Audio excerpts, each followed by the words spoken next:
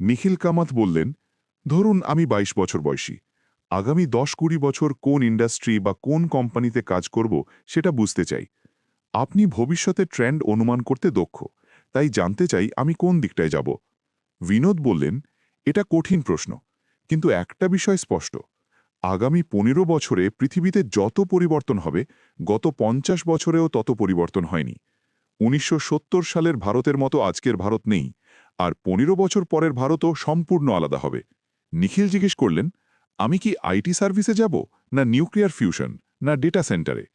বিনোদ বললেন, কোথা থেকে শুরু করছো সেটা খুব গুরুত্বপূর্ণ নয়, কারণ এআই আগামী ৩-৫ বছরের মধ্যেই বেশিরভাগ কাজ করতে পারবে। ১০-১৫ বছর পরে এমন খুব কম কাজ থাকবে যা এআই করতে পারবে না, হয়তো কিছু বিশেষ ক্ষেত্র ছাড়া। তাই সবচেয়ে গুরুত্বপূর্ণ হল একটা নির্দিষ্ট স্কিলে আটকে না থেকে বিভিন্ন বিষয়ে শেখার ক্ষমতা গড়ে তোলা। নিখিল বললেন, মানে স্পেশালিস্ট হওয়া উচিত নয়? বিনোদ বললেন, আজকের যুগে জেনারেলিস্ট হও। ফিজিক্স, বায়োলজি, ফাইন্যান্স, যে কোনো বিষয়ে ফার্স্ট প্রিন্সিপালস থেকে চিন্তা করতে শিখো। শেখার ক্ষমতাই সবচেয়ে বড় স্কিল।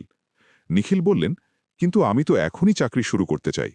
বিনোদ উত্তর দিলেন, আজ কোথায় শুরু করলে সেটার চেয়ে গুরুত্বপূর্ণ হলো তুমি এমন জায়গায় ঢুকছো কিনা যেখানে প্রতিদিন শেখার সুযোগ আছে।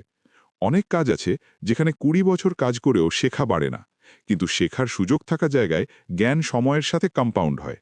শেষে বিনোদ বললেন, কেরিয়ার বেছে নেওয়ার মূল কথা ফ্লেক্সিবিলিটি, দ্রুত অ্যাডাপ্ট করা, বিভিন্ন বিষয়ে বেসিক জ্ঞান, এআই ব্যবহার শেখা, আর ট্রেন্ড বুঝে নতুন সুযোগে ঝাঁপিয়ে পড়া। অসম্ভব মনে হওয়া জিনিসগুলোই ভবিষ্যতে সবচেয়ে গুরুত্বপূর্ণ হয়ে ওঠে। শেখার গতি বজায় রাখো, তাহলেই তুমি যে কোনো ভবিষ্যতের জন্য প্রস্তুত।